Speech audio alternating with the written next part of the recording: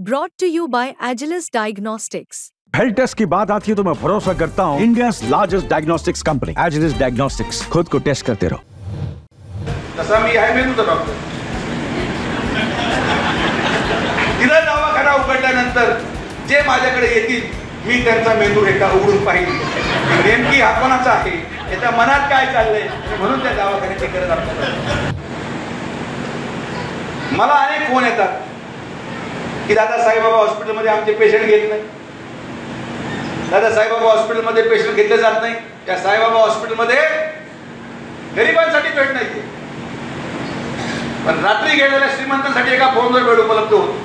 मग आपण हा विचार केला तर कसा मार्ग काढायचा, आणि म्हणून साईबाबांना करून तुम्हाला सांगतो विखे पाटील परिवाराने निर्णय घेतला पुढच्या 2 वर्षामध्ये शिर्डीमध्ये माझा व्यक्तिगत मोफत 200 बेडचं रुग्णालय मी उभं करणार, ज्यामध्ये आपण गरिबांना मोफत उपचार देणार आहे। 200 खाटाचं रुग्णालय उभं करून आता मी मोकळा असल्यामुळे मी काय खासदार नाही, पण निदान डॉक्टर आहे, डॉक्टर असून आपल्या आपल्या कलेचा वापर करत, तसा मी आहे मेंदूचा डॉक्टर।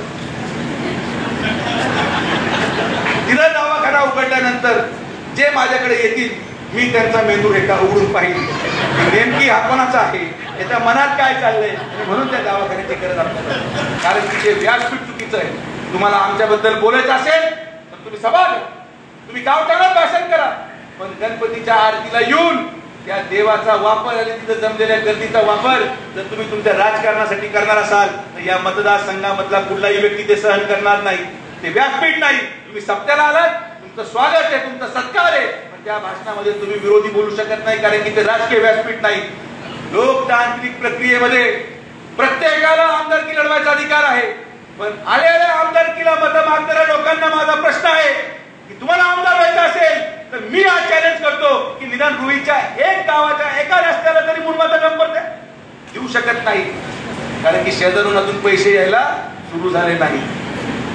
जे काही थोडेफार आले ते काल खेळ पैठणीमध्ये संपले, आता पुढच्या खेळासाठी अजून किती पैसे येतील ते पाहणार आहे। यांच्या स्वतःकडे हे खिशातून काही येऊ शकत नाही, ना यांची दानत आहे ना यांची कुवत आहे। हे सातत्याने फक्त आणि फक्त समाजामध्ये तेढ निर्माण करून आमच्या विरोधात बोलण्यासाठी जन्माला आलेले लोक यांचा बंदोबस्त समाज जनता येणाऱ्या विधानसभेमध्ये करेल हा विश्वास मला आहे।